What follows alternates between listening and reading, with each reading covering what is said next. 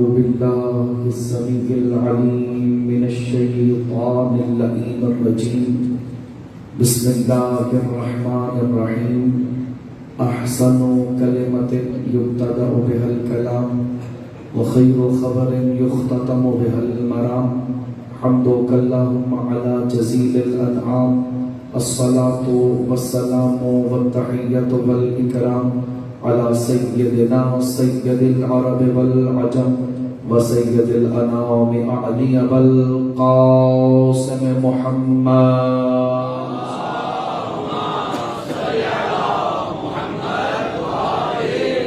والصلاة والسلام والتحية والإكرام على أهل بيته البررة الكرام ولا سيما علي عليه السلام جازم أعناق النواصر اللئام والذي رفعه علما للإسلام ولا سيما بقية الله المنتظر إمام زماننا.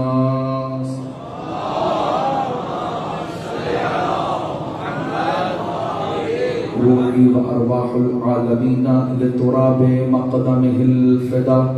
عجل الله تعالى فرجه الشريف وسهل الله تعالى مخرجه الشريف. واللعنة الأبدية القائمة على أعدائهم ومقصري فضائلهم ومنكري مناقبهم وولايتهم أجمعين. أما بعد فقد قال الله الحكيم. بسم الله الرحمن الرحيم. يوم ندعو كل أناس بإمامهم فمن أوتي كتابه بيمينه فأولئك يقرؤون كتابهم ولا يظلمون فتيلا. مل کے اولي الامر قبیلے پر درود کی تلاوت فرما دیجیے.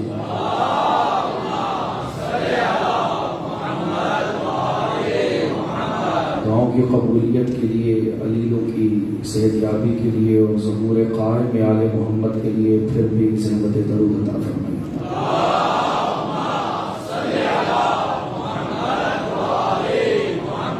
واجب الاحترام سامعین گرامی قدر، عاشقان ولایت علی ابن ابی طالب تشریف فرما ہے. تمام حمد و ثنا اس سمیع و بصیر و لطیف و قدیر کی بارگاہ میں کہ جو تاریک شب میں سیاہ چٹان پہ چلنے والی چونٹی کی قدموں کی آہٹ کو بھی سنتا ہے. وہ جو سمندروں کی تہوں میں رنگ بدلتی مچھلیوں کے دلوں میں کروٹ لیتی تمناؤں کو سنتا بھی ہے اور پورا بھی فرماتا ہے. اور جو فضاؤں میں پرواز کرتے پرندوں کے دلوں میں خیال مطالبہ سن کے انہیں تسکین فراہم فرماتا ہے. جو بنا مانگے گلاب کو لالی عطا کرتا ہے اور سبزہ زار کو ہریالی عطا کرتا ہے، تو نادانوں جو بے جانوں کو بنا مانگے ان کے اتنے لاڈ اٹھاتا ہے، وہ مصطفیٰ کی لاڈلی امت کو بغیر ہادی کے اجماع کی جھولی میں کیسے ڈال سکتا ہے؟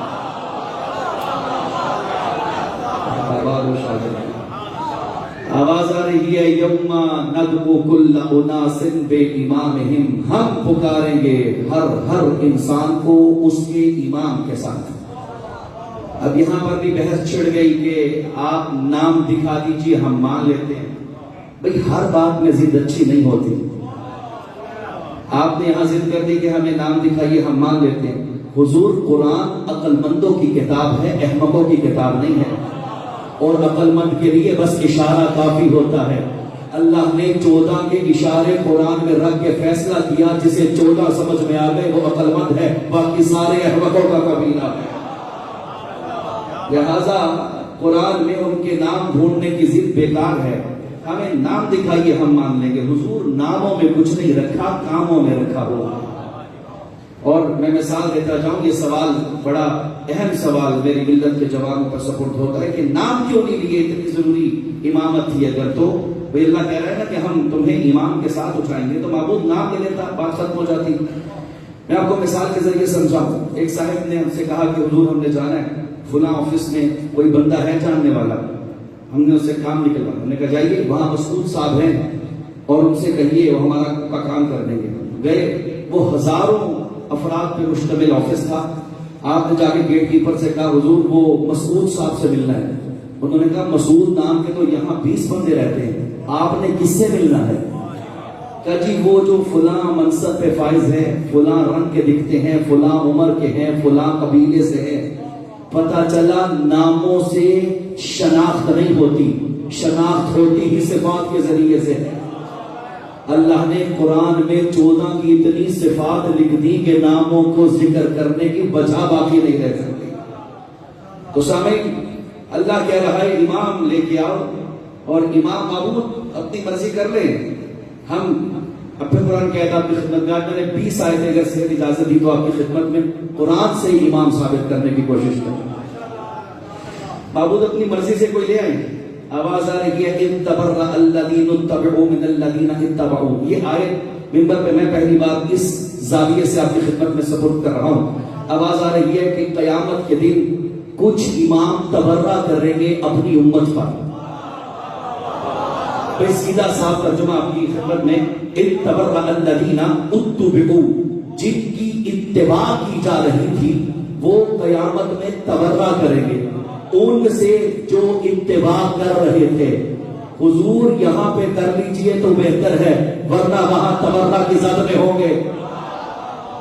اچھا بات یہاں نہیں رکی، ایک قدم اور آگے لیجئے. قرآن کہہ رہا ہے کہ امام قیامت کے دن اپنی رعیت پہ تبرہ کریں گے. اب رعیت میں چپ نہیں رہے گی. وقال الذین اتبعوا، وہ جو رعیت ہیں جنہوں نے اتباع کی وہ کہیں گے لو ان لنا کرہ، پروردگار ایک بار ہمیں دوبارہ زندگی دے. کیا کریں گے؟ فَنَتَبَرَّأَ مِنْهُمْ كَمَا تَبَرَّأُوا مِنْهَا، پروردگار ہم دنیا میں لوٹ کے اپنے اماموں پر ایسے تبرہ کریں گے جیسے وہ آج ہم پہ کر رہے ہیں. بیٹا جو ہے کہ نہیں حضرت؟ بھئی قرآن میں اللہ کہہ رہا ہے کہ کچھ رعیت اپنے اماموں کے بارے میں کہے گی کہ اللہ ہمیں دوبارہ بھیج.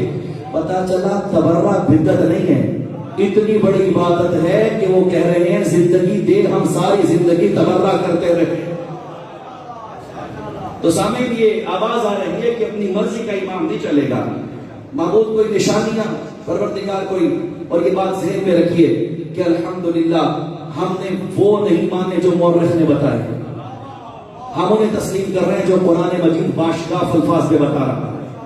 اور وہ کوئی آئے، میں شاید پہلے بھی ایک بار عرض کر چکا ہوں اور جتنی بار عرض کروں اس جملے کی لذت آتی ہے. علامہ ہلی نے اپنے مدرسے کی جبین پہ یہ فقرہ لکھوایا ہوا تھا کہ اگر کسی قرآن کی مختصر آیت سے بھی میں علی کی ولایت بلا فصل ثابت نہ کر سکا تو میں مذہب چھوڑ دوں گا. یہ اعتماد صرف ہم میں ہے، یہ بھروسہ صرف میرے مکتب کے اندر ہے. اور پھر علامہ ہلی نے لکھی کتاب الالفین فی اثبات ولایت صاحب الدارین، 2000 دلیلیں قرآن کی آیتوں سے علی کی بلا فصل ولایت پر. اور کتاب اتنی قیمتی ہے کہ علامہ کے بیٹے فخر المحققین فرماتے ہیں کہ میں بابا کی وفات کے بعد خواب میں بابا کو دیکھا. میں نے کہا بابا حوالے برسر کہیے، تو بابا نے کہا لولا کتاب الالفین وزیارت قبر الحسین لہلکت الفتاوی. علامہ فرماتے ہیں میں نے سینکڑوں کتابیں لکھی ہیں لیکن مجھے 2 ہی چیزوں نے بچایا ہے، ایک کتاب الفین نے، دوسرا زیارت قبر حسین. لہذا کہ میرے مکتب کو یہ اعزاز حاصل ہے کہ قرآن کی مختصر ترین آیت سے بھی علی ثابت کرتے. اور اب بات آ گئی ہے تو میں 2 سال پہلے تدریس کر رہا تھا اسی کتاب کی. مجھ کے ساتھ ہمارا مدرسہ ہے مدرسۃ الواعظین خطبہ کا، جس میں انڈیا پاکستان دونوں کے خطبہ ہمارے سامنے 4 سالہ کورس بنایا ہوا ہے. اس میں ہم یہ کتاب تدریس کراتے ہیں. 255 نمبر پہ دلیل نمبر 255، اس میں علامہ کہتے ہیں کہ جب میں اس دلیل پہ پہنچا تو مجھے لگا کہ بات ذرا مضبوط نہیں ہوئی. میں نے پھر دوبارہ دلیل بنائی، پھر مجھے لگا کہ بات بنی نہیں ہے. میں نے سہبارہ کی کوشش، مجھے لگا کہ ابھی بہتر نہیں ہے. میں نے قلم چھوڑ دیا، میں سو گیا. خواب نے اپنے بابا کو دیکھا. میرے بابا نے کہا علامہ پریشان ہو؟ میں نے کہا جی. کہا کیوں؟ کہ سرکار میں علی کی ولایت پر دلیلیں دے رہا تھا تو مجھے لگا کہ کوئی مضبوط دلیل نہیں ہے یہ جو ابھی دے رہا ہوں. تو پلٹ کے ان کے بابا نے کہا علی کے بارے میں جو بھی لکھ دو وہی مضبوط ہوتا ہے، لیکن اگر تم بہتر چاہتے ہو، اگر تم ذرا مناسب دلیل بنانا چاہتے ہو تو میں دیے دیتا ہوں۔ انہوں نے دلیل لکھی اور علامہ فرماتے ہیں میں نے صبح اٹھ کے دیکھا وہ دلیل میرے تکیے کے نیچے لکھی ہوئی تھی۔ وہ جملہ ایک سننے کا ہے، علامہ سے ان کے بابا نے کہا بیٹا ایک نصیحت ہے جو تمہیں کرنا چاہتا ہوں۔ کہا جی کہیے۔ کہا جب سے ملک الموت نے میری سانسیں واپس لی ہیں اس وقت سے آج تک میں نے ہر منزل پہ علی کو دیکھا، لہٰذا علی کو مت چھوڑیے، علی کا دامن مت چھوڑیے گا۔ تو سامعین یہ دعویٰ ہے میرے مکتب کا کہ مختصر ترین آیہ قرآنی سے ہم علی ثابت کرتے ہیں، اور صرف میرے مکتب کا یہ دعویٰ علامہ نے نہیں کیا بلکہ اس سے پہلے عبداللہ ابن عباس بھی کر چکے ہیں۔ عبداللہ ابن عباس نے شہر شام میں درس قرآن کے بہانے بزم ولایت علی چھیڑ دی تھی۔ علی کے بلندوں کے بھی کیا کہنے، مکان بھی وہ ڈھونڈتے ہیں جہاں علی والوں کو درد ہوتا ہے۔ شہر شام کا انتخاب کیا عبداللہ ابن عباس نے درس قرآن، اور درس قرآن کے بہانے سے وہاں ولایت علی کا جشن شروع کر دیا۔ فقیر شب نے کچھ جاسوس بھیجے اور کہا کہ جاؤ ان سے علی رکوا کے آؤ۔ اب عبداللہ ابن عباس پڑھ رہے ہیں، عبداللہ ابن عباس نے ان کے چہروں سے پہچان لیا کہ فلاں کے جاسوس میری محفل میں آ رہے ہیں۔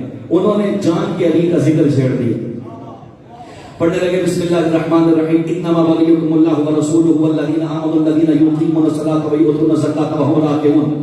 وہ کھڑا ہو گیا جاسوس، کہنے لگا حضور اسے بند کیجئے، یہ تو علی کی ولایت کا تذکرہ ہے۔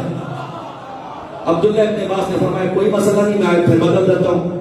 عبداللہ ابن عباس نے آیت پڑھی الیوم اکملت لکم دینکم واتممت علیکم نعمتی۔ کیا سن رہے ہیں آپ حضرات؟ کیا سن رہے ہیں؟ الیوم اکملت لکم دینکم۔ اس نے کہا حضور اسے بند کیجئے، اس میں تو غدیر کا تذکرہ۔ اس نے کہا لیجیے ہم آیت بدل دیتے ہیں۔ عبداللہ ابن عباس نے پھر آیت بدلی انذر عشیرتک الاقربین واخفض جناحک۔ اسے چھوڑیے، اس میں تو عشیر کی بات ہے۔ کہا لیجیے ہم پھر آیت بدل دیتے ہیں۔ انہوں نے آیت بدلی انا فتحنا لک فتحا مبینا۔ کہا اسے بھی چھوڑیے، اس میں خیبر کی بات ہے۔ کہا لیجیے ہم پھر آیت بدلتے ہیں ومن الناس من یشری نفسہ ابتغاء مرضات اللہ۔ کہا چھوڑیے، اس میں ہجرت کی بات ہے۔ انہوں نے کہا لیجیے ہم آیت بدلتے ہیں، فرمایا انما یرید اللہ لیذھب۔ کہا معاف کیجیے، اس میں چادر زہرا کی بات ہے۔ یا عبداللہ ابن عباس نے ایک مرتبہ جلال میں آ کے کہا لیجیے ہم چپ ہوتے ہیں، آپ اپنی مرضی کی آیت پڑھیں، اگر اس میں علی نہ دکھا سکوں تو میں صحابی نہ ہوگا۔ مرضی کی آیت پڑھو، اس میں علی ڈھونڈ کے دکھاتا ہوں۔ بیدار رہیے گا، جملہ سنیے گا کہ اس نے سوچ کے آیت پڑھی۔ وہ کہنے لگا اذا زلزلت الارض زلزالہا واخرجت الارض اثقالہا وقال الانسان ما لہا۔ اس میں علی دکھاؤ۔ اللہ کہہ رہا ہے جب ایک زلزلہ آئے گا، زمین اپنے خزانے اگل کے باہر کرے گی، تو کوئی انسان ہوگا جو زمین سے کہے گا ٹھہر جا۔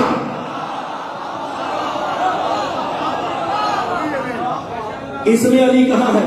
یا ایک مرتبہ جلال عشق علی میں کھڑا ہوا عبداللہ اور کہنے لگا تم میں سے جو بھی مکہ کا رہائشی ہے میرا ساتھ دینا۔ تم بھول گئے ہو جس وقت سرزمین مکہ زلزلے سے تھر تھرا رہی تھی، اس وقت سارے مکہ کے بت پرست اور مسلمان مکہ کے اپنے گھر چھوڑ کے باہر آئے، تو ایک سیانے نے کہا کہ مشکل ہے، کس بات کو سوچتے ہو، در مشکل کشا پہ آؤ۔ پورا مکہ درے ہر درے کرام پہ آیا کہ علی نے دروازہ کھولا، علی نے اپنا قدم اٹھا کے زمین کی چھاتی پہ مار کے کہا تراب خاموش ہو، ابو تراب کہہ رہا۔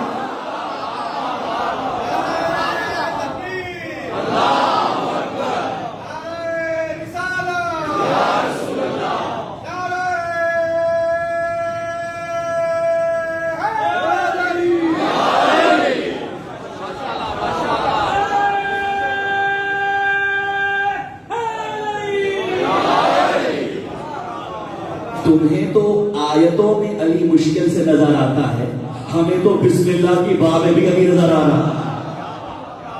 ہر جگہ علی علی رکھا ہوا ہے قرآن میں.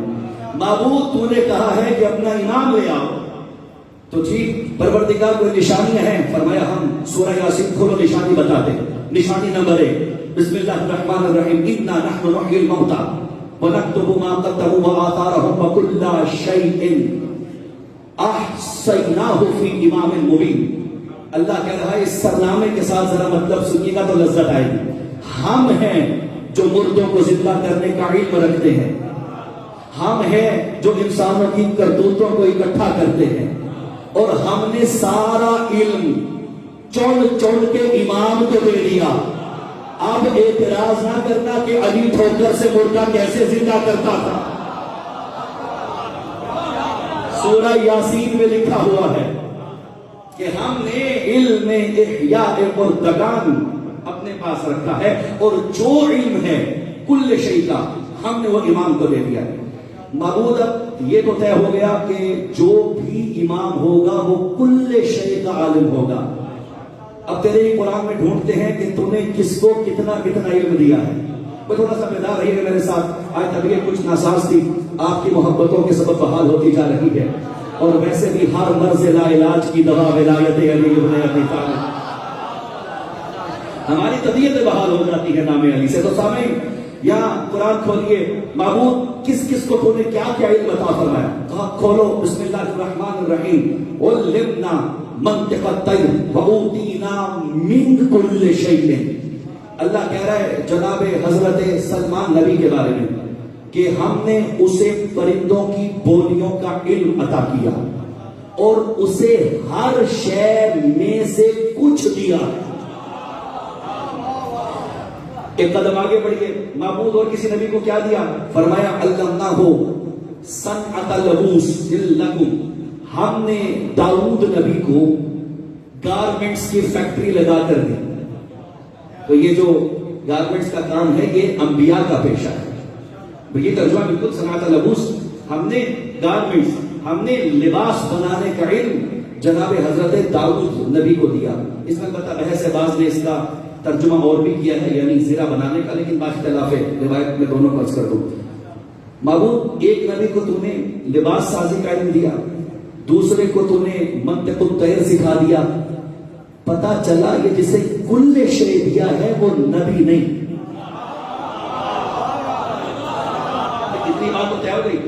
اب ہم سے مت الجھیے کہ یہ علی کو نبیوں سے افضل بناتے ہیں. قرآن میں لکھا ہے کہ علی افضل ہے. لیجئے قرآن دلیل لیجئے.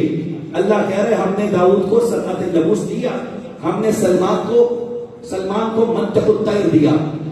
اور پھر اللہ کہہ رہے والذین اوتوا العلم درجات. ہم درجے شورا کی بنیاد پر نہیں بانٹتے, نہ ہی اتفاق رائے کے سبب تقسیم کرتے ہیں. ہم درجے بانٹتے ہیں علم کی بنیاد پہ. پتا چلا جنہیں تھوڑا دیا ہے وہ چھوٹے ہوں گے. معبود اس کا مطلب ہے تیرے نبیوں سے بھی کوئی افضل ہے جسے تو نے کل شے کا علم دیا ہے. اور اگر آپ بھی سمجھ میں نہ آیا تو منبر سلونی کے بارے سے پوچھو جو چھاتی پہ ہاتھ مار کے کہہ رہا تھا سلونی سلونی. جو جی میں آئے پوچھو. اور سامعین اللہ کا شکر ہے وہ نہیں ملے جو بیٹیوں سے مسئلہ پوچھ کے بھی غلط بیان کرتے تھے. بڑا سنا ہوگا آپ نے سلونی سلونی. آج پہلی بار ممبر پہ میں پوری روایت سنانے جا رہا ہوں سلونی سلونی کی. راج صاحب 13 سالہ خطابت میں یہ روایت پوری تفصیل سے عرض کرنے جا رہا ہوں. یہ علی نے کب کہا, کیسے کہا, اس کے بعد کیا کہا, سوال کیا ہوا, جواب کیا ہوا. آمادہ ہے؟ سلونی سلونی کب کہا میرے سرکار نے؟ جس وقت آپ کو ظاہری خلافت میسر آئی. یہ لفظ بدل دوں, خلافت کو جب علی میسر آیا. یہ اس وقت کی بات ہے. سرکار نے قدم رکھا مسجد میں اور منبر جو ہے 4 پایوں والا تھا. اب آپ پہنچ تو گئے ہوں گے. سب سے اوپر نشست مصطفیٰ تھی. اس کے بعد خلیفہ اول بادب مصطفیٰ ایک نشست چھوڑ کے بیٹھے. خلیفہ دوم نے 2 چھوڑی, خلیفہ سوم نے 3 چھوڑی تو چوتھی پہ بیٹھے. اب نیچے ہے تراب, اور آ رہا ہے وہ تراب. اگر سرکار تشریف لائے تو اس وقت سب کی نگاہیں علی کے قدموں پر تھی. کہ خلافت کا شہنشاہ آتا ہے کہاں بیٹھتا ہے؟ حضور علی کو نشستوں میں مت تولیے، علی ٹھوکر مار کے زمین پہ بیٹھ جائے تب بھی وہ مولا ہے، لہذا آپ سینوں میں مت ڈھونڈیے علی کو۔ میرے مولا تشریف لائے اسبغ بن نباتہ کہتا ہے، سرکار کو میں نے اس کیفیت میں دیکھا، امامہ محمد مصطفیٰ کا پہنا ہوا تھا، ابا و قبا عصمت کی پہنی ہوئی تھی، ہاتھ میں تولا کی تسبیح تبرہ کا ڈنڈا اٹھایا ہوا تھا، اس شان و شوکت سے حیدر تخت خلافت پہ آ رہا تھا۔ میرے مولا نے پہلا قدم وہاں رکھا جہاں تیسرا بیٹھتا تھا، دوسرا ادھر رکھا جہاں دوسرا بیٹھتے تھے، اور پہلا وہاں رکھا جہاں پہلا بیٹھتا تھا۔ محمد جہاں بیٹھتے تھے علی وہاں بیٹھ گئے، اور بیٹھ کے علی نے لوگوں کی نگاہوں سے اشارے پڑھے، فرمانے لگے کیا پوچھتے ہو؟ میں بتاتا ہوں کا ممبر ہے، میں سوار دوش محمد۔ سب نے کہا مرحبا، سب نے کہا اہلن سہلن۔ یا ایک مرتبہ جناب ساسا بن سوہان صفوں کو چیرتا ہوا خطیب ولایت بن کے سرکار کے قدموں میں آیا، کہا ایھا الناس مجھے تمہارا ادب اچھا نہیں لگا، علی کو مبارک نہ دو کہ اسے ممبر مل رہا ہے، بلکہ ممبر تکبر کرے علی کی چوٹیوں کے قابل ہو گیا۔ ساسا کے تاریخ جملے ہیں،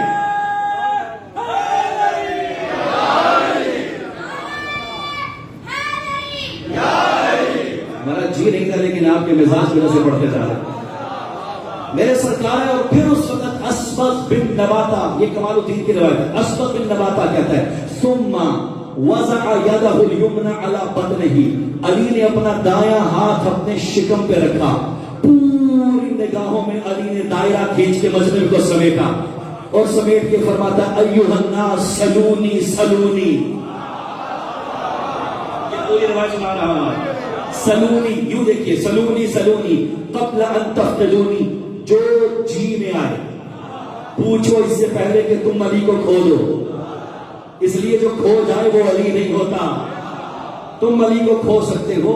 میرے مولا نے اس کے بعد ایھا الناس ان لہا ہنا علما جما لو ادرکتہ المصائب، فرمایا تم دیکھ سکو تو دیکھو، اس چھاتی میں علم کا سمندر تھاٹے مار رہا ہے، ان فیہا علم الاولین والآخرین وعلم الانبیاء والصالحین، یہاں اولین نبیوں کا بھی علم ہے، آخرین کا بھی علم ہے، صالحین کا بھی علم ہے۔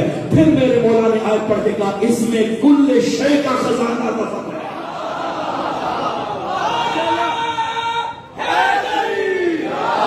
واللہ لو سنیت لی البساطۃ لافضیت بعہد التوراۃ بتوراتہم وعہد الانجیل بانجیلہم وعہد الزبور بزبورہم وعہد القرآن بقرآنہم ولا یصلح الا ان یکون الکتاب ما قالہ علی الحق۔ فرمایا اگر مسند خلافت علی کو بچا کے علی کو مجال دی جائے، علی اہل تورات سے تورات کے فیصلے کرے گا، انجیل والوں کو انجیل سے، زبور والوں کو زبور، قرآن والوں سے قرآن۔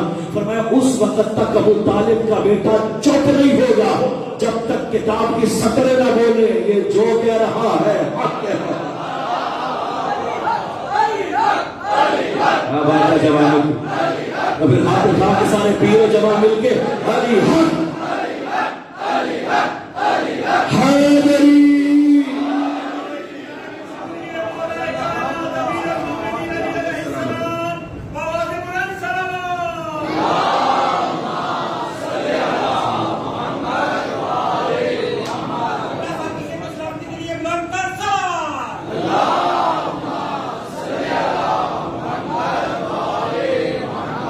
میرے مولا نے فرمایا پوچھو جو تمہارے جی میں آئے۔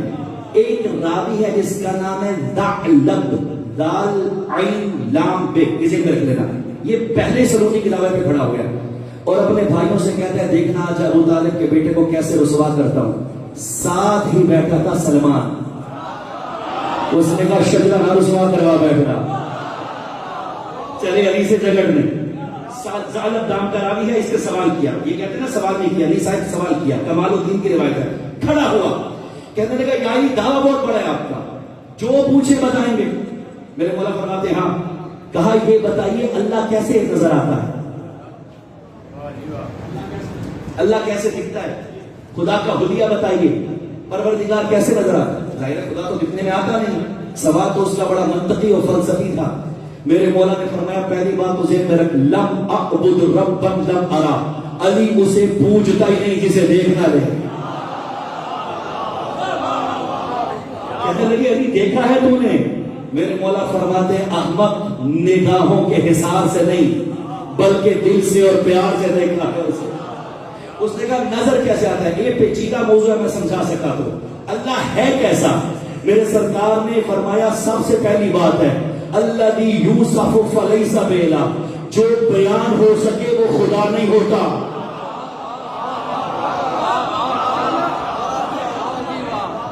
تمہارے لفظوں کے دوش میں اتنی طاقت نہیں کہ اس کے حلیے کو سنبھال سکے. یہ لغت انسانوں نے آپس میں ایک دوسرے کو دیکھ کے بنائی ہے، وہ لفظوں سے ماورا ہے. پھر فرمایا چلو میں سمجھانے کی کوشش کرتا ہوں، وہ بولتا ہے پر کلام نہیں کرتا. یہ فلسفی بحث ہے. فرمایا وہ ہر شے کے اندر ہے پر کسی سے مس نہیں ہے، وہ ہر شے سے باہر ہے مگر اس اور شے کے درمیان فاصلہ نہیں ہے.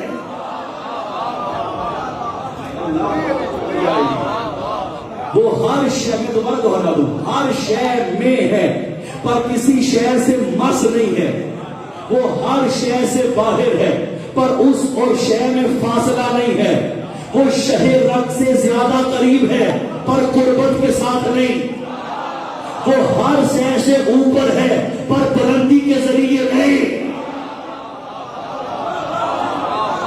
وہ ہر شے کو گھیرے ہوئے ہے پر ایسے نہیں جیسے کوئی گھیرنے والا کسی کو گھیرتا ہے، وہ نور ہے پر روشنی نہیں.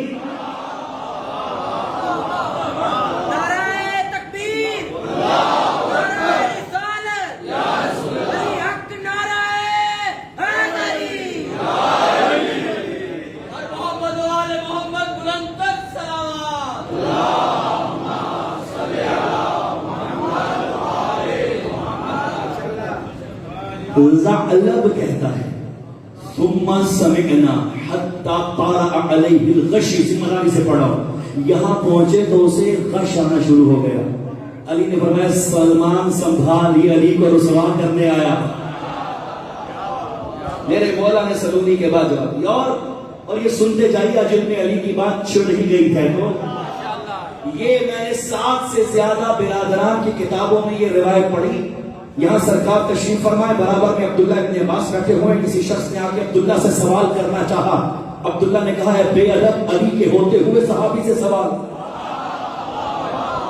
یہ بے ادبی ہے علم علی کی. اور یہ صحابہ احترام کرتے تھے جہاں علی ہو محفل میں. بھئی اس لیے کہ سوالی کو چاہیے کہ اس سے مانگے جو سب کو دیتا ہے. منگتا منگتے سے مانگتا اچھا نہیں لگتا. دیکھا ہوگا آپ نے، کبھی دیکھا آپ نے ایک اڈے پہ خصوصاً یہ نظر آتے ہیں 5-6 بیکاری ہوں تو کوئی بیکاری کسی بیکاری سے نہیں مانگتا. اتنا شعور تو فقیروں کو بھی ہوتا ہے، وہ بھی اس سے مانگتے ہیں جس سے دوسرا بیکاری لے رہا ہے. یہی تو 14 صدیوں سے ہم سمجھا رہے ہیں، جنہیں علی بانٹ رہا ہے ان کا در چھوڑو، علی کے در پہ آؤ.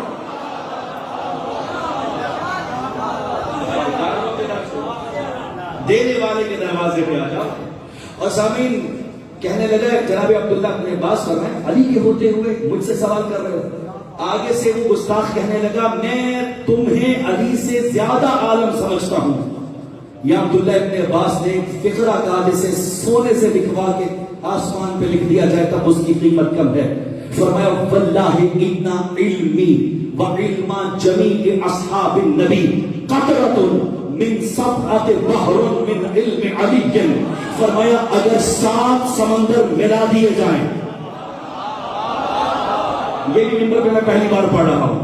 7 سمندر دیکھا ہے جو نگاہ انسان سے بھی ماورا ہو اسے سمندر کہتے ہیں. 7 سمندر ملا دیے جائیں اور پھر ان میں سے انگشت سے ایک قطرہ باہر نکالا جائے.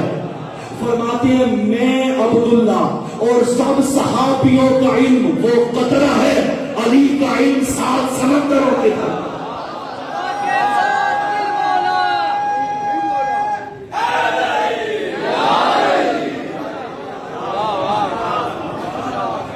علی سے تقابل نہیں ہو سکتا. اور چلیے آ گئے ہیں تو میں بات حضرت عمر نے بھی کمال فکرہ فرمایا.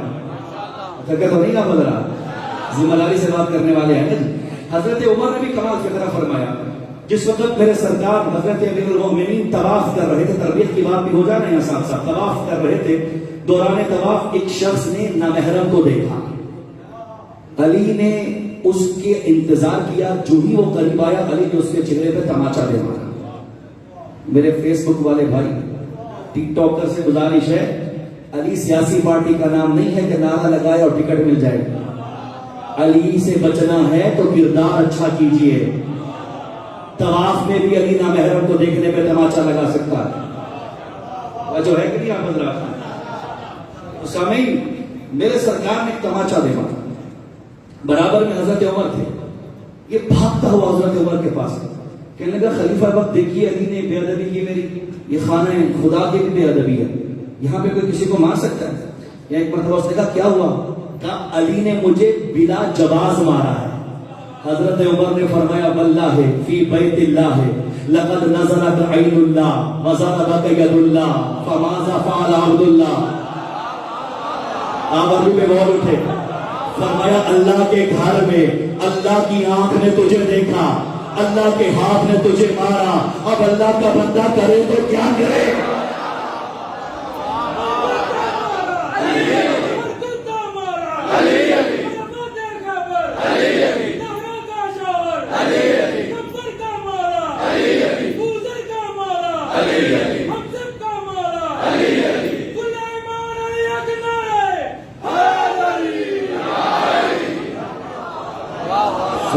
سلونی لن تفترونی.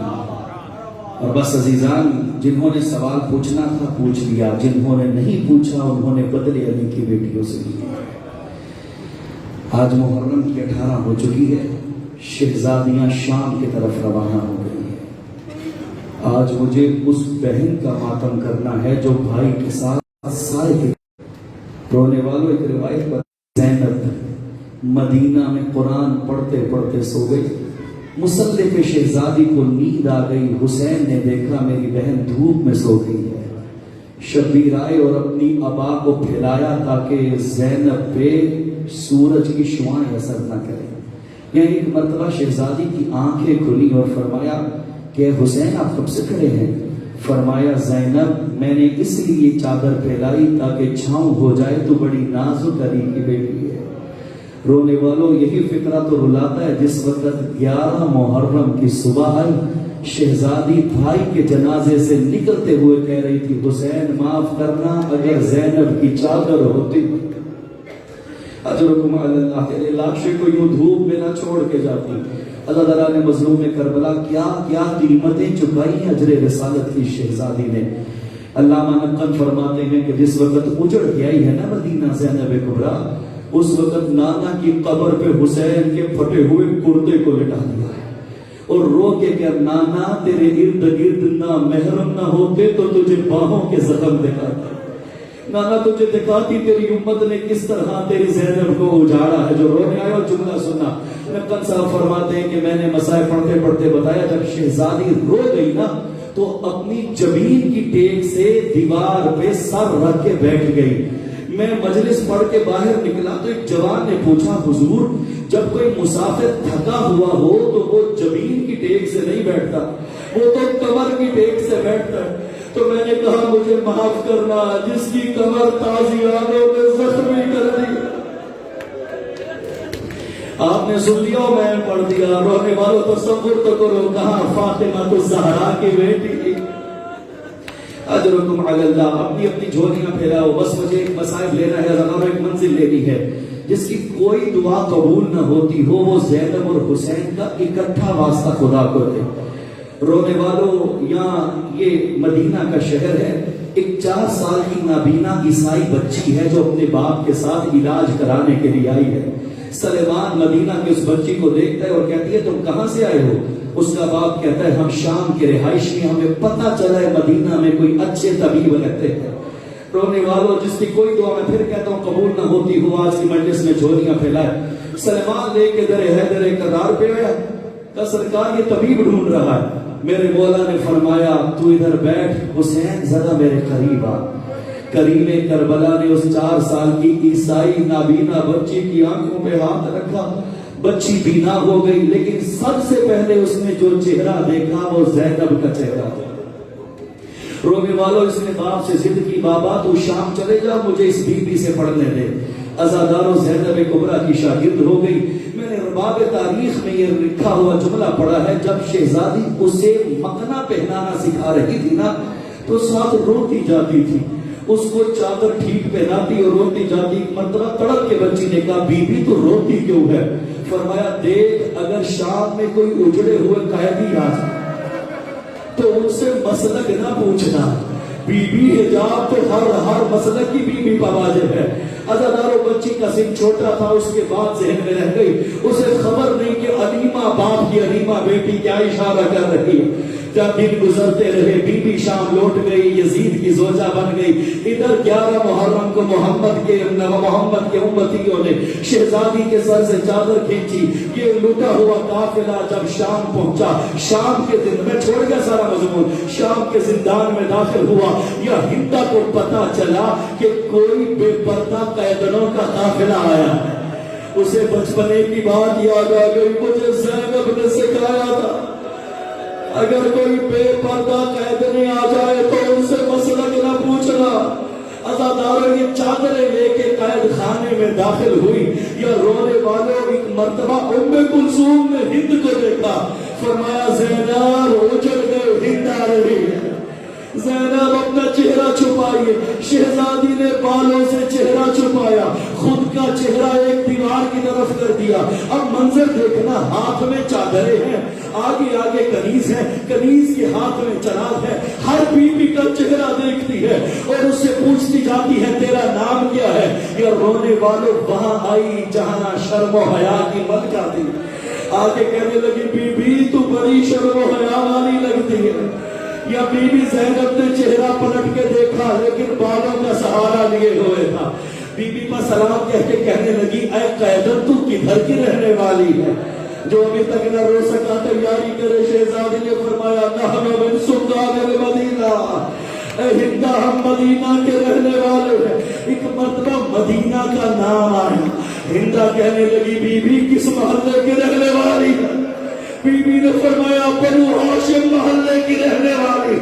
عزادارے گھبرا کے زمین کو بیٹھ گئی، کہنے لگی، بی بی وہاں میرے سردار رہتے، وہاں میرے سید و سردار رہتے۔ اے بی بی، کیا تو نے علی اکبر کو دیکھا ہے؟ کیا تو نے عباس کو دیکھا ہے؟ رونے والے کو فکرہ کہا، اے ہندا، میں نے عباس کو فقط نہیں، عباس کی بہن کو بھی دیکھا۔ اجرکم اللہ، جھولیاں پھیلاؤ، اپنی دعا کی قبولیت کا وقت آ گیا۔ رونے والے ایک مرتبہ ہند جلال میں آ کے کہنے لگی، اے قیدر، زبان سنبھال کے بعد، کہاں یہ شام کا ماحول، کہاں عباس کی بہن زینب؟ ایک مرتبہ شہزادی نے کہا، اے ہند، اگر زینب نظر آئے تو پہچان لے گی۔ عزادار شہزادی نے پکے ہوئے ہاتھوں سے بال ہٹائے، ہند دیکھ، تیری سیدہ زینب سامنے کھڑی ہے۔ اجرکم اللہ، چھاتی پیاری نہ کریں گے۔ آخری فکرہ، ایک مرتبہ تڑپ کے رہ گئی یزید کی زوجہ، رونے والے دربار میں آ گئی، کہنے لگی، یزید میں سر سے چادر اتاروں گی۔ یزید نے کہا، حد ادب، نہ محرموں کے مجمع میں یزید کی زوجہ سر سے چادر نہ اتارے۔ رو کے ہندا کہتی ہے، کمینے، جنہوں نے چادریں سکھائی ہے محمد کی بیٹیاں بے چادر و مکنا شرابیوں کے مجمع میں کمینے ناچ ناچ کے کہتے تھے، یہ جو سر چھٹائے کھڑی ہے یہ علی کی بیٹیاں ہیں۔ اجرکم اللہ، اجرکم اللہ۔ اپنے مرحومین کی مغفرت کے لیے آخری فکرہ سننا۔ بی بی زینب نے ایک نوحہ پڑھا، اے ہندا، ہمیں ان چوکوں سے گزارا گیا جہاں غلام بیچے جاتے تھے، ارے گلی کے عواش لڑکے، کہاں حیا کی شہزادیاں۔